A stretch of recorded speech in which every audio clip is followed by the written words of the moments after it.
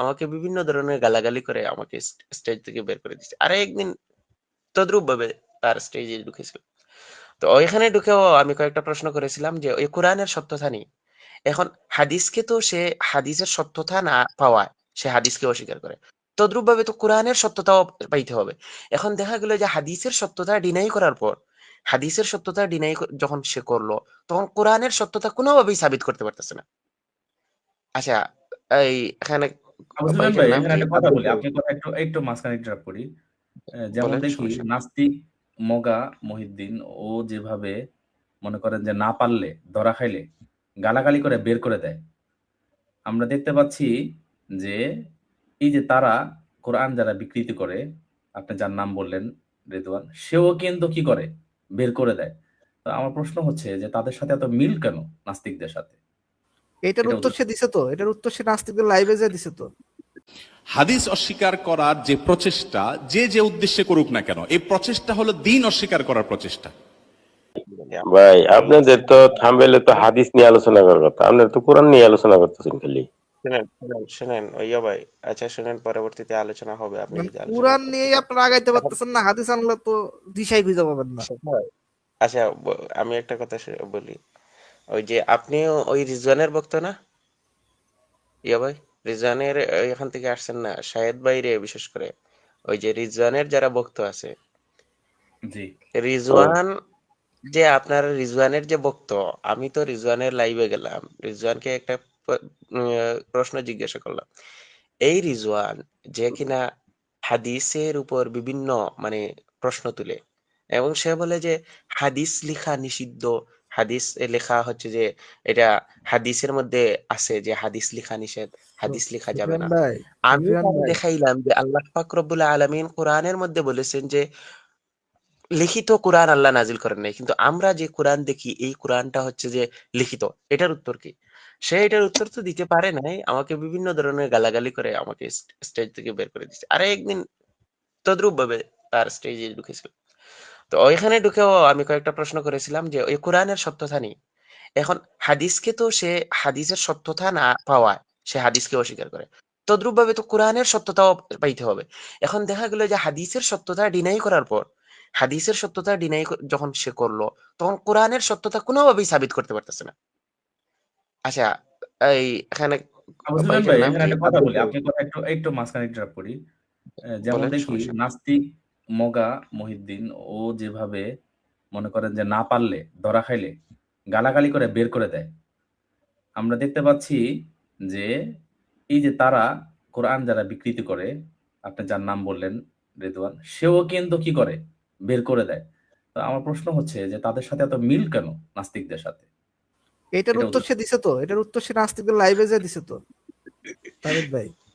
এটা তো এটার সে উত্তর দিছে, সে আপনি তাদের নাস্তিকদের পরিচয় লাইভে বলতেন যায় বলে কেন? আসছে যে ভাই আপনার কাছ থেকে আমি অনেক কিছু শিখি, আপনি আর আমি একই মতাদর্শের, আমাদের মধ্যে খুব বেশি পার্থক্য নাই, এগুলো তো বলে আসছে সে। জি জি, আমি শুনছি ভাই। আমি আপনার বিগ ফ্যান।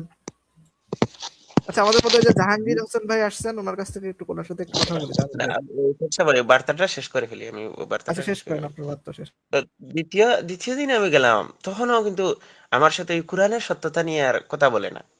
এখন দেখেন কত বড় ধোঁকাবাজ এবং কত বড় ধান্দাবাজ, হাদিসের উপর বিভিন্ন প্রশ্ন তুলে যে হাদিস ঠিক নয়, এই না সেই না, ওই না সেই না। একই স্ট্যান্ডার্ড উপর যে স্ট্যান্ডার্ড গুলো ব্যবহার করে, যেই প্রমাণগুলো ভিত্তি, যেই প্রমাণগুলোর উপর সে দাঁড়িয়ে হাদিসের উপর প্রশ্ন তুলে হাদিসকে প্রশ্নবিদ্ধ করে, ঠিক একই প্রমাণে আবার কোরআনও প্রশ্নবিদ্ধ হয়।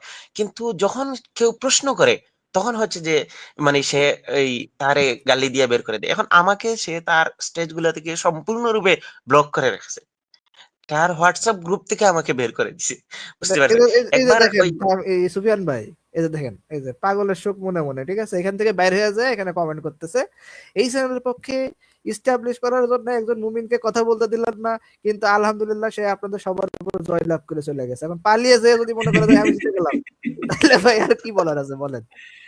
থাক, ওনার একটু আনন্দ পাক। আপনি এখানে না, হেরেও যাচ্ছে, ভাই অনেক বড় সবাই বিপদ, কারণ দেখতেও পাচ্ছে, আপনি একটু সুখ পাচ্ছে, আপনি একটু কেন একটু ছাড় দেন ভাই, একটু এভাবে ধরলে তো তারা আসবে না ভাই।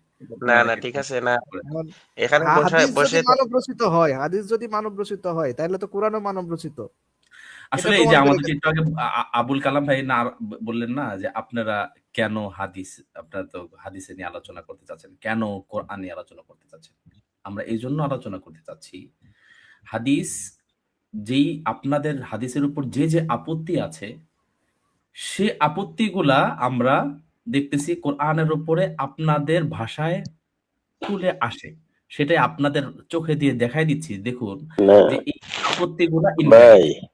আসলে কালাম আমরা ভাই, তো আবুল কালাম ভাই, শুনেন, আমার আবুল কথা করিম শেষ ভাই, হয়নি। আবুল করিম ভাই শোনেন, দেখেন মানে এক মিনিট ভাই ভাই এখানে আমরা যেটা ওয়াজও যেটা শুনি, এই হাদিস জাল, ওই হাদিস জাল, ওয়াজে যাবেন, আপনি ওয়াজে যায় ওই কথা বলবেন, এখানে ওয়াজ নিয়ে আমরা কথা বলবো ভাই না। হাদিস জাল হওয়ার কারণে যদি হাদিস অশুদ্ধ হয় তাহলে কোরআনের আয়াতও তো জাল আছে, জাল কোরআনের আয়াত দেখাইবো।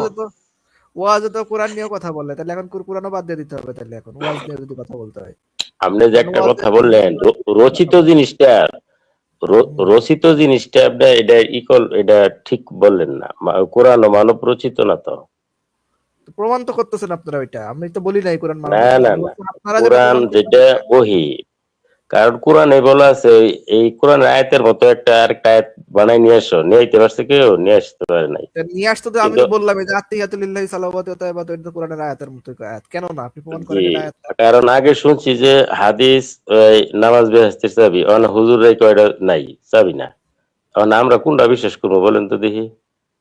এটা কোন আপনি হুজুর কারণ লেখাপড়া বলছে? করবেন, হুজুরের কথা শুনবেন কেন? আপনি হুজুরের হাদিসে কোন কথা বলছেন? শুনেন, হাদিসে আছে ওই নবী উফাতে যাওয়ার পরেও কিছু বর্ণিত লেখা আছে, ওটি কি হাদিস হবে? নবী উফাতে যাওয়ার পরেও কিছু ওইটা তো ভাই ভাই ওইটা তো মূর্খদের কাজ না। দেখেন মূর্খদের কাজ হচ্ছে জ্ঞানীদের অনুসরণ করা। কারণ আপনি যদি না জানেন, আপনি জ্ঞানীদের মানে চলবেন, জ্ঞানীরা যারা আছে, যারা জানে তাদের কাছ থেকে জানবেন।